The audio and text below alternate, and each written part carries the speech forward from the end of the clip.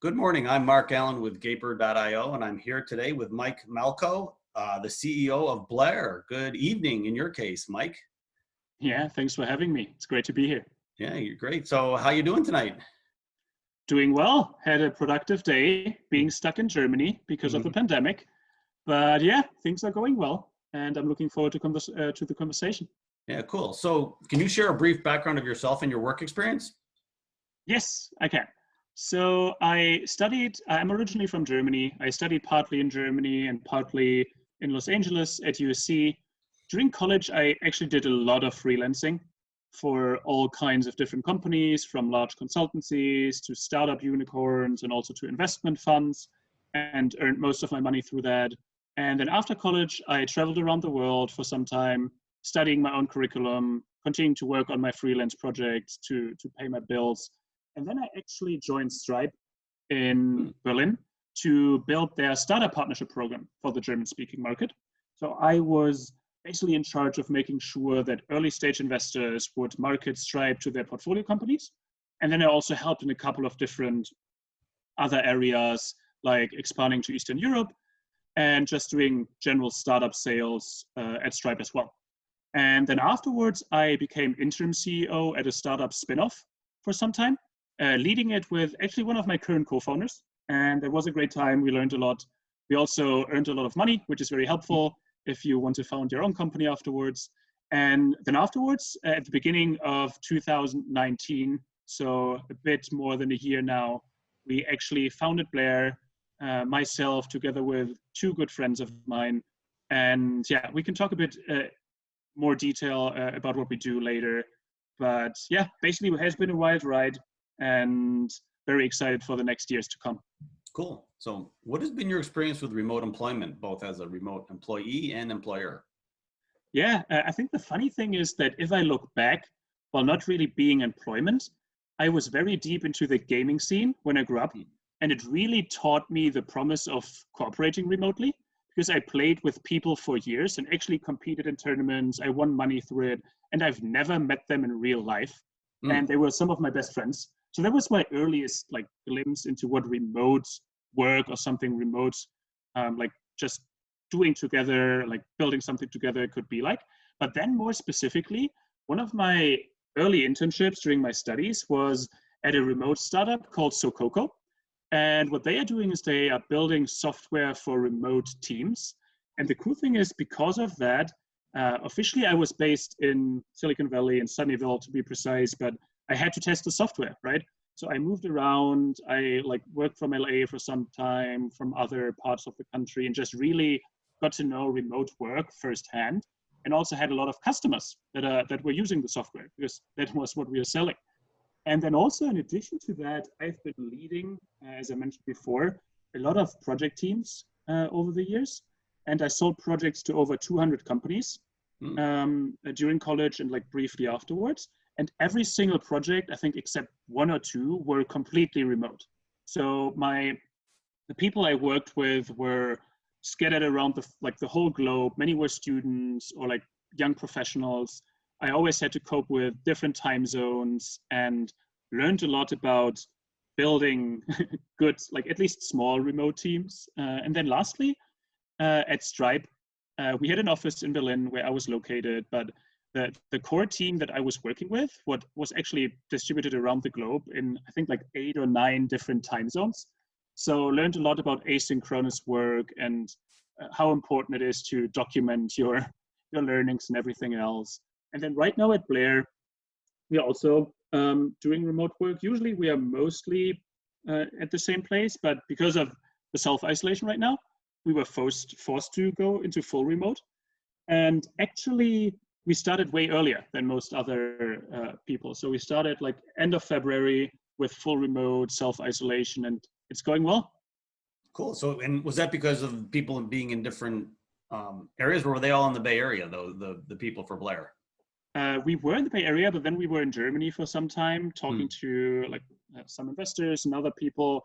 And then we were just following the whole Corona situation a bit earlier than others, and saw that the data was looking bad, and just decided to proactively do something about it. And our reasoning was, okay, if we do it earlier than others, then I don't know, we maybe lost a couple of weeks at the same place, but like if it really like progresses the way we think it will progress, it was actually a smart move. So Okay. back then we were very uncertain about it, but in hindsight, it was a super smart move. Yeah, it was. So what do you think is the future of remote employment, and what do you think can be done differently to make it more effective? So I think that remote employment in the future, on the one hand, there will be an increasing amount of remote only companies. Mm-hmm. And there are some great companies out there who are just fully remote from the beginning. I don't think that this will become the norm in the foreseeable future, but it will be increasing. And then also, I think in general, the norm will be more flexibility in terms of how teams will cooperate, especially in roles where asynchronous or remote work is possible. Because, for example, in like if you have to be physically present in a factory or something else, then like Mm-hmm. remote work is obviously not possible. But in all other areas where you can actually work remotely, I think it will the whole remote ecosystem will improve a lot, and more people will see the benefits right now and also afterwards. I still think that having a central location is a big benefit because it's easier to build culture. So how I think about it is that people would switch between remote and in person. I think that will become way more prevalent. And then also having remote, like fully remote people in your team will become the new normal, because there are just some people who for some reason like really prefer it and are very productive doing it. And some others really want to be in the office with the other people. And I think combining that and making sure that both sides get the best of it, I think that's what will happen in the next couple of years. And then in terms of what has to change, I think there are three main things. One, the infrastructure needs to continue to develop, and I think it's going quite well. In the last couple of years, there were a lot of technology developments or like companies that were pushing out really good software. Zoom is the most obvious example, but also Slack has helped a lot. Mm-hmm. There are very cool tools for working asynchronously. And then there's also companies that are working not in the like direct setup, but that are helping, for example, with finding remote workers. that's what you know very much about, Mm-hmm. but also with other things that are relevant when you work remotely, right? Yeah. And the second thing that has changed, I think, is many people need to work on their setups at home. That's one thing I noticed in the last couple of weeks. Many people don't really have reliable work setups at home. Most importantly, the internet connection is lacking for many, but also the general work environment for some people is just limited.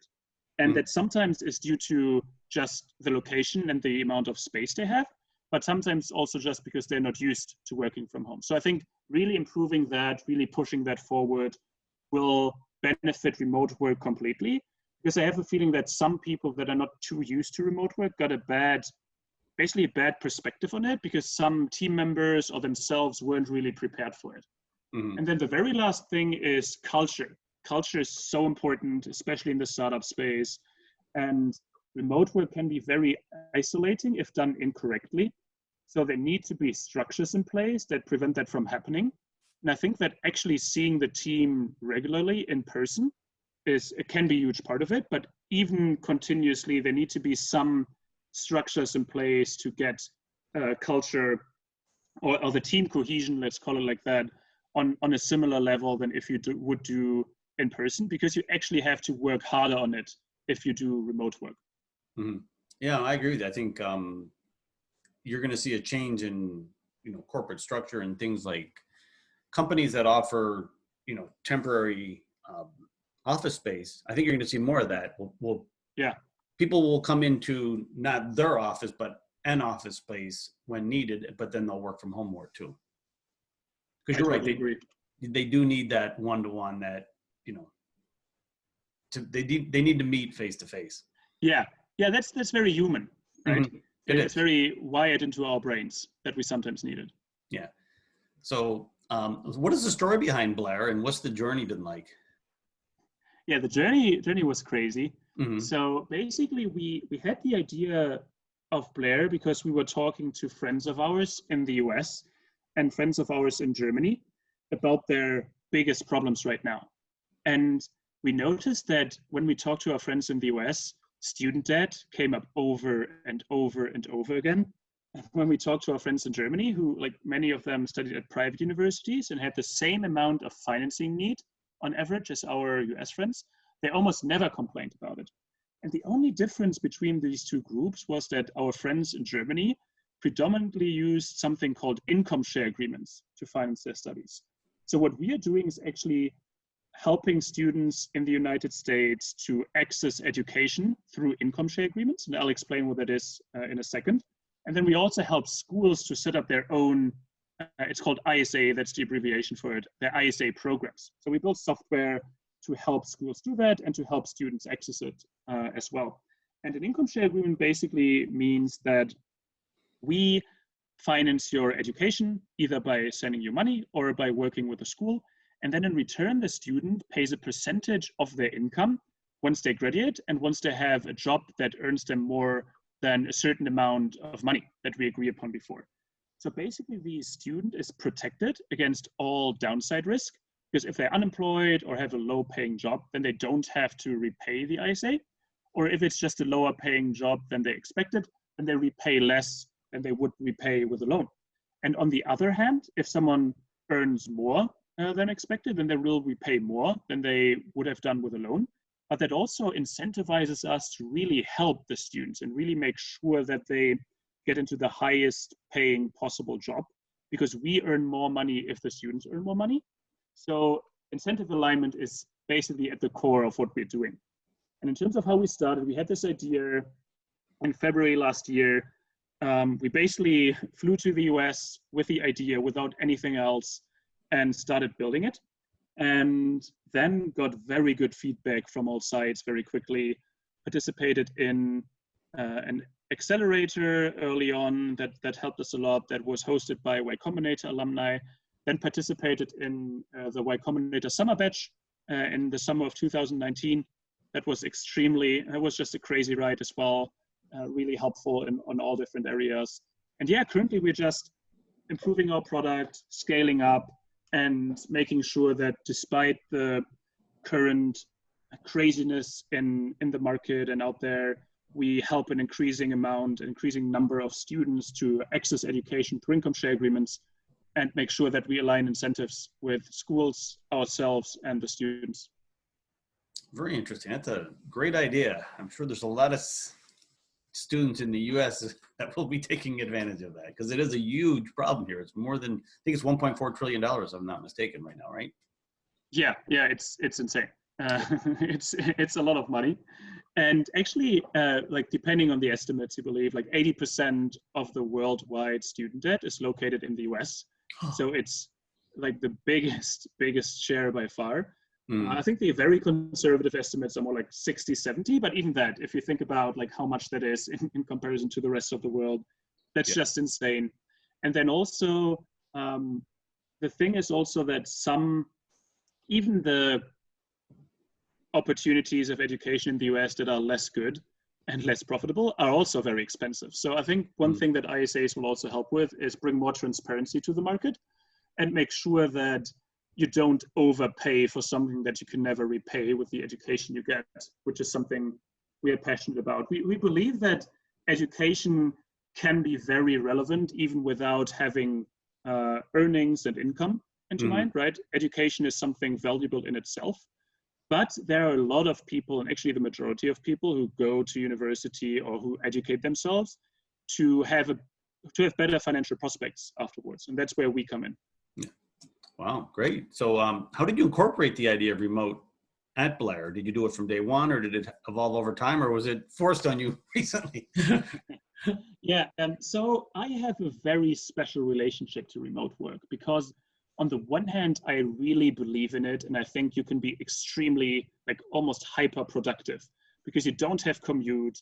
You can set up your environment the exact way you want, and if you do it right, especially for me, since I don't have any family or any kids, it can be really, really productive without any distractions. On the other hand, I think especially in the startup space, being at the same place usually gives you the edge that you're a bit quicker, and also some culture advantages. So what we are doing is we are like an in-person company first, but we are doing remote work for people that work on the edges. So we have some people who work with us part-time, for example, who are remote. And then we also enable remote work for people that need it for like a certain amount of time because of private reasons. And like I said before, I did so many remote projects in the past, and I actually think that we will develop more and more into remote. And right now we're fully remote, like I said, but it was like rather forced upon us. But yeah, I think that the more we scale, the more remote will be an option, and it will be an increasingly larger share of people at our company that will use remote work probably. But right now we are like 7 full-time people, and it's just very helpful to have everyone at the same place. So that's what we will do for the foreseeable future. But the benefit that we also have is that we are also like, none of us has a family. We can live in the same house. Our first floor is our office space. So that's just a very specific situation that doesn't really come into play for most other companies in that sense. Yeah, I remember those days when I was in my 20s. I did the same thing, but not in a company. I lived in a place with 6 roommates, and my mother said she always used to say a prayer for me whenever she drove by the place. But so the current pandemic has caused a lot of companies to go remote, including yourself. Were there any challenges that you didn't foresee that you had to deal with? I mean, definitely. I think that like a very like minor one in quotation marks for us was just that we knew that bringing like or getting team cohesion to the same level as before and really keeping up like just small talk and conversations is much more difficult because you don't have a water cooler talk in quotation marks. You don't have these really brief interactions. You don't have lunch together if you don't force it. So you need to put a lot of energy into actually scheduling time for it, because otherwise you just work, right? Because there's no organic conversation in the more like small talk area. So that's one thing that we underestimated a bit, especially since we, like most of us knew each other really well before. So we didn't think it would become a problem, but we noticed that we have to more actively work on actually scheduling time for it. So actually this Saturday, we'll have a team event, we'll play some video games, like be in the same chat and just do some like fun remote stuff together. And we did it once already. It was a great success. And then one thing I noticed is that many of my friends who have companies, one of the biggest challenges for many people is one, getting the setup right, because they're just not used to communicating in that way. They're used to tapping someone on the shoulder and then just talking to them, but that just is different, right? So if you Slack someone and they don't answer for 2 minutes, they just feel very like they're impatient. So I think what you have to do is just focus more on asynchronous work, and then have a couple of structures in place that really help you to stay diligent and make sure that everyone is roughly at the same pace. But not as many problems as I initially expected. And all of us do their own things to stay productive, to not feel lonely, because that's actually a thing I think many people underestimate before. But like after like 5, 6, 7 weeks of being isolated, you're just not used to that. So I think that's something that should have more of a focus in everyday conversations. Yeah, I agree. So there are companies like Gaper that help develop, build, and scale products, especially for startups, and you've been in a few. How important do you think this will be going forward, especially for startups that need to, hire quality people and quickly? Well, this is once you get past hiring all your friends and your inner circle. Yeah. I have like some experience with like hiring quickly. Like at the startup where I was interim CEO, we scaled from 5 people to 20 in a couple of weeks, and I couldn't just hire all my friends. It just didn't work. Right. And then also for all of the projects, usually I work with people I knew remotely, but also had to hire strangers for that, and also remotely. So I think services like that are super important for 2 main reasons. One, hiring is hugely important to any startup. And once you have some kind of product market fit, hiring becomes arguably the most important thing you have to do as a CEO or a founder, depending on Mhm. how you structure it in your team. So everything that helps you to do that more efficiently or more effectively is extremely valuable, because founder time is very, very valuable. And the rule is to put like 25% or more of your time into it as one of the founders if you are actually in hiring mode.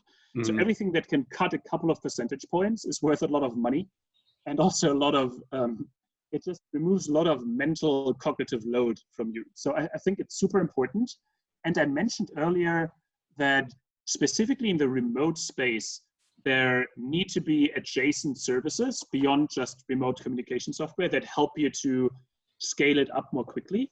And I think that working remotely or having something focused on remote work is very, very helpful, because not everyone is used to working remotely. And having someone actively choose it, or having people that pre-select themselves into like wanting to work remotely, that's usually a good sign that it will actually work.